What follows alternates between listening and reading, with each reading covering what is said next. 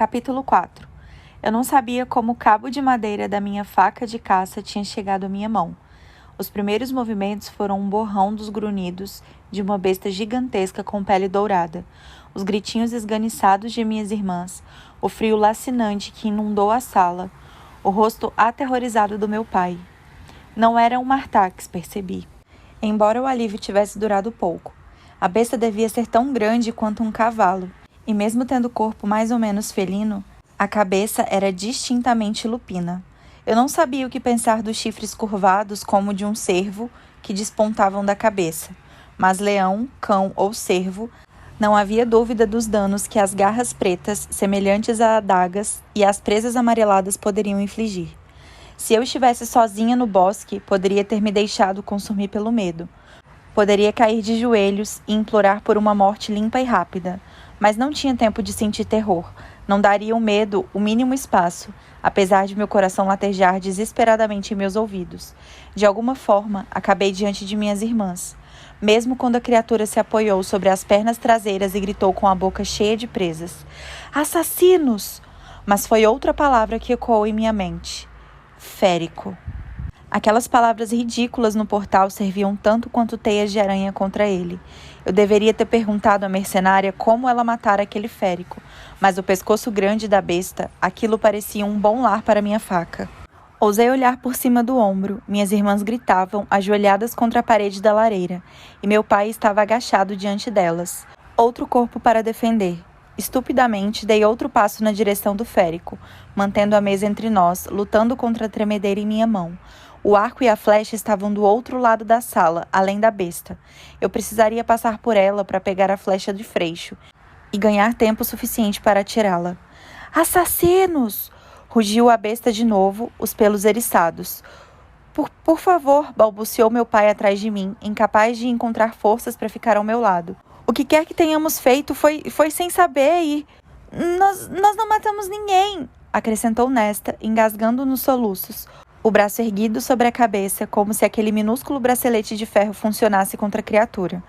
Peguei outra faca da mesa, o que era o melhor que poderia fazer, a não ser que encontrasse uma forma de alcançar a aljava. "Saia!" disparei para a criatura, brandindo as facas diante de mim. Não havia nenhum ferro à vista que eu pudesse usar como arma, a não ser que atirasse os braceletes de minhas irmãs contra ele. "Saia e não volte!" Embora as palavras fossem ríspidas, meus joelhos tremiam e tive dificuldades em manter meu domínio das facas. Um prego. Eu pegaria uma porcaria de um prego de ferro se tivesse disponível. A besta gritou comigo em resposta, e o chalé inteiro estremeceu. Os pratos e as xícaras chacoalharam uns contra os outros. Mas, com o grito, o animal deixou o enorme pescoço exposto. Não era boa no arremesso, mas atirei a faca de caça mesmo assim. Rápido, tão rápido que mal consegui ver, a besta golpeou com a pata, lançando a faca pelos ares no momento em que disparou contra o meu rosto com os dentes. Dei um salto para trás, quase tropeçando sobre meu pai encolhido. O férico poderia ter me matado. Poderia, mas o ataque tinha sido um aviso. Nesta e Helen, chorando, rezavam para quaisquer deuses havia muito esquecidos que ainda pudessem estar à espreita. "Quem o matou?"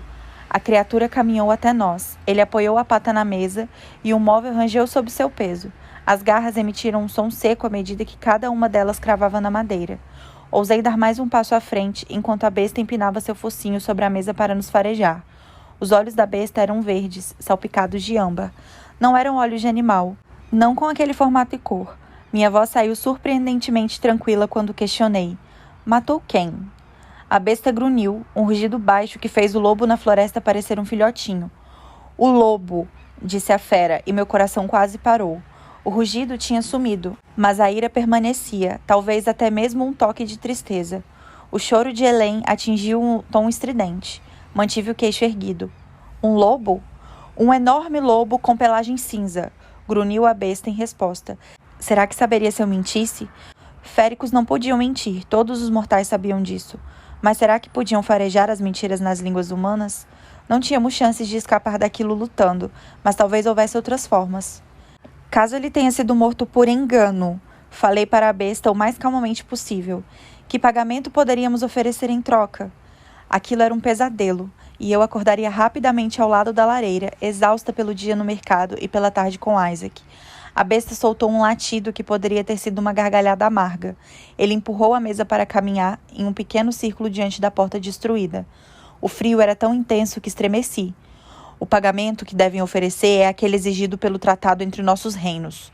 Por um lobo? Repliquei, e meu pai murmurou meu nome com advertência. Eu tinha vagas lembranças de ouvir o tratado lido para mim durante as aulas na infância, mas não me lembrava de nada sobre lobos. A fera se virou para mim. Quem matou o lobo? Encarei aqueles olhos de Jade. Fui eu. O animal piscou e então olhou para as minhas irmãs, depois de volta para mim. Para minha magreza, sem dúvida enxergando apenas fragilidade. Certamente está mentindo para salvá-las. Nós não matamos nada, choramingou Helen. Por favor, poupe-nos. Nesta calou Helen subitamente com o próprio choro, mas empurrou Helen mais para trás de si. Meu peito se apertou em ver aquilo. Meu pai ficou de pé, gruído devido à dor da perna quando cambaleava, mas antes que conseguisse mancar até mim, repeti. Fui eu. A besta que farejava minhas irmãs me avaliou. Endireitei os ombros. Vendi a pele no mercado hoje. Se soubesse que era um férico, não teria tocado. Mentirosa, disparou a besta. Você sabia, teria ficado mais atenta a matá-lo se soubesse que era um dos meus. Verdade. Pode me culpar? Ele atacou você? Você foi provocada? Abri a boca para dizer que sim, mas... Não, respondi, soltando um grunhido também. Mas considerando tudo o que os seus fizeram conosco, considerando o que os seus ainda fazem conosco, mesmo que soubesse sem sombra de dúvida, foi merecido. Melhor morrer com a cabeça erguida a morrer como um verme, encolhida e covarde.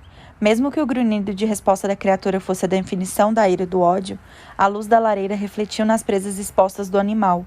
Imaginei qual seria a sensação de tê-las em meu pescoço, e a que alturas as minhas irmãs gritariam antes que também morressem.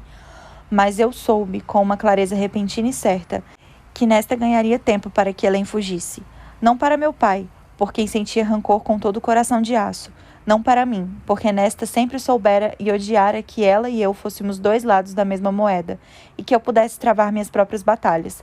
Mas Helen, a jardineira de flores, o coração carinhoso, nesta morreria lutando por ela. Foi esse lampejo de percepção que me fez apontar a faca que me restava contra a besta. Qual é o pagamento que o tratado requer? Os olhos do animal não deixaram meu rosto à medida que ele falava. Uma vida por outra. Qualquer ataque não provocado contra féricos por humanos só pode ser pago com uma humana em troca. Minhas irmãs pararam de chorar. A mercenária na aldeia tinha matado um férico, mas ele a atacara primeiro. Eu não sabia, falei. Não sabia dessa parte do tratado. Féricos não podiam mentir, e ele falou bem diretamente, sem distorcer palavras. A maioria de vocês mortais escolheu se esquecer dessa parte do tratado, disse a besta, o que torna puni-los muito mais prazeroso. Meus joelhos falharam. Não podia escapar daquilo, não podia fugir daquilo. Não podia sequer correr, pois o animal tinha bloqueado o único caminho até a porta. Faça-o do lado de fora. Sussurrei as palavras falhando. Não aqui. Não onde minha família precisará limpar meu sangue e meus restos. Isso se a besta sequer os deixasse viver. O férico bufou com uma risada cruel. Disposta a aceitar seu destino tão facilmente? Quando eu apenas o encarei, o férico disse... Por ter a coragem de sugerir onde eu deveria matar você, vou lhe contar um segredo, humana. Prythian deve reclamar a sua vida de alguma forma pela vida que lhe tirou. Então, como representante do reino imortal, posso estripá-la como um suíno ou... Você pode atravessar a muralha e passar os restos de seus dias em Prythian. Pisquei. O quê? Ele falou devagar, como se eu fosse de fato tão burra quanto um suíno. Pode morrer esta noite ou oferecer sua vida a Prythian e morar lá para sempre, abrindo mão do reino humano. Faça isso, Feyre, sussurrou meu pai atrás de mim. Vá. Não olhei para ele quando falei. Morar onde? Cada centímetro de Prythian é letal para nós. Seria melhor eu morrer naquela noite que viver um terror absoluto do outro lado da muralha até encontrar meu fim de uma forma sem dúvida ainda mais terrível. Tenho terras, disse o férico baixinho, quase relutante. Darei permissão para que more nelas. Por que se incomodar? Talvez essa fosse a pergunta de um tolo, mas... Você assassinou meu amigo, grunhiu a besta. Assassinou e escalpelou seu cadáver. Vendeu-o no mercado e depois disse que ele mereceu. Mesmo assim, tem a audácia de questionar minha generosidade? Tipicamente humano, ele pareceu acrescentar em silêncio. Não precisava mencionar a brecha no tratado. Eu me aproximei tanto que consegui sentir o hálito quente do férico no meu rosto. Féricos de fato não podiam mentir, mas eles podiam omitir informações. A besta grunhiu de novo. Tolice minha esquecer de que humanos têm uma opinião tão baixa a nosso respeito. Vocês humanos não entendem mais do que a misericórdia? Censurou ele e as presas a centímetros do meu pescoço. Vou deixar bem claro para você, menina. Pode vir viva para minha casa em Prythian, oferecer sua vida pela do lobo dessa forma, ou pode sair agora mesmo e ser destroçada. Sua escolha. Os passos hesitantes de meu pai soaram antes de ele segurar meu ombro. Por favor, bom senhor. Feyre é minha caçula. Imploro para que a poupe. Ela é tudo... No entanto, o que queria dizer morreu na garganta de meu pai quando a besta rugiu de novo. Mas ao ouvir aquelas poucas palavras que ele conseguiu dizer, o esforço que tinha feito foi como uma lâmina contra minha barriga. Meu pai tremeu, encolheu o corpo quando falou. Por favor. Silêncio! Disparou a criatura. E o ódio fervilhou tão forte em mim que foi difícil não correr e enfiar a adaga em seu olho. Mas quando cheguei a levantar o braço, soube que o animal fecharia a boca em meu pescoço. Posso conseguir ouro, disse meu pai, e meu ódio se dissolveu. O único modo dele conseguir dinheiro era mendigando. Mesmo assim, teria sorte se conseguisse algumas moedas de cobre. Eu tinha visto como os abastados eram impiedosos em nossa aldeia. Já fazia anos que eu sabia que os monstros em seu reino mortal eram tão ruins quanto aqueles do outro lado da muralha. A besta riu com escárnio. Quanto vale a vida de sua filha para você? Acha que equivale a uma quantia? Nesta ainda mantinha Helen atrás de si. O rosto de Helen estava tão pálido que se igualava à neve que caía pela porta aberta. Mas com a sobrancelha abaixada, Nesta monitorava cada movimento que a criatura fazia. Ela nem se importou de olhar para meu pai como se já soubesse qual era a resposta. Quando meu pai não respondeu, ousei dar outro passo na direção da fera, atraindo sua atenção para mim. Eu precisava tirá-la dali, afastá-la de minha família. Pelo modo como o animal afastou minha faca, qualquer esperança de escapar estava em, de alguma forma, surpreendê-lo. Com a audição aguçada do férico, eu duvidava de que teria qualquer chance em algum momento, pelo menos até que ele acreditasse que eu era dócil. Se tentasse atacar o animal ou fugir antes disso, ele destruiria minha família por diversão, e então me encontraria de novo. Eu não tinha escolha a não ser partir. Depois, encontraria uma oportunidade de cortar a garganta do animal, ou pelo menos debilitá-lo o suficiente para fugir. Contando que os féricos não conseguissem me encontrar de novo, não poderiam me fazer cumprir o tratado, mesmo que isso me tornasse uma amaldiçoada quebradora de juramentos. Mas se fosse com a besta, estaria quebrando a promessa mais importante que eu já fizera. Isso com certeza vencia um tratado antigo que eu sequer havia assinado. Soltei o cabo da adaga que me restava e encarei os olhos verdes em um longo silêncio antes de dizer: quando partimos? Aquelas feições lupinas permaneceram ferozes, cruéis. Qualquer esperança teimosa de resistência morreu quando o animal foi até a porta. Não, até a aljava que eu tinha deixado atrás dela. Ela pegou a flecha de freixo, farejou e grunhiu. Com 2 movimentos, o animal partiu a flecha ao meio e a jogou na fogueira atrás de minhas irmãs, antes de se voltar para mim. Eu conseguia sentir o cheiro de minha ruína em seu hálito quando o animal falou. Agora. Agora. Até mesmo Helen ergueu a cabeça para me encarar com horror mudo. Mas não podia olhar para ela, não podia olhar para Nesta, não quando ainda estavam agachadas ali, ainda em silêncio. Eu me virei para meu pai, os olhos dele estavam marejados. Então, olhei para os poucos armários que tínhamos. Narcisos desbotados amarelos demais se curvaram sob os puxadores. Agora. A besta caminhou de um lado para o outro, em frente à porta. Eu não queria contemplar para onde iria ou o que faria comigo. Correr seria tolice, até que fosse o momento certo. O cervo vai durar 2 semanas, falei para meu pai, enquanto reunia minhas roupas para me proteger do frio. Comece com a carne fresca e então passe para a carne já seca. Você sabe como fazer isso. Feyre, sussurrou meu pai, mas segui enquanto fechava o manto. Deixei o dinheiro das peles na cômoda, avisei. Vai durar um tempo se forem cuidadosos. Finalmente, olhei para o meu pai de novo e me permiti memorizar as feições de seu rosto. Meus olhos arderam, mas pisquei para afastar as lágrimas, quando enfiei as mãos nas luvas gastas. Quando a primavera chegar, caçem perto da vegetação ao sul, da grande curva do rio nascente de prata. Os coelhos fazem as tocas ali. Peçam a Isaac Hale que mostre como montar as armadilhas. Ensinei a ele no ano passado. Meu pai assentiu, cobrindo a boca com uma das mãos. A besta grunhiu com advertência e saiu noite afora. Fiz menção de a seguir, mas parei a fim de observar minhas irmãs, ainda agachadas ao lado da lareira, como se não ousassem se mover até que eu fosse embora. Elaine disse meu nome sem emitir som, mas continuou encolhida, manteve a cabeça baixa. Então, me voltei para Nesta, cujo rosto era tão parecido com o de minha mãe, tão frio e determinado.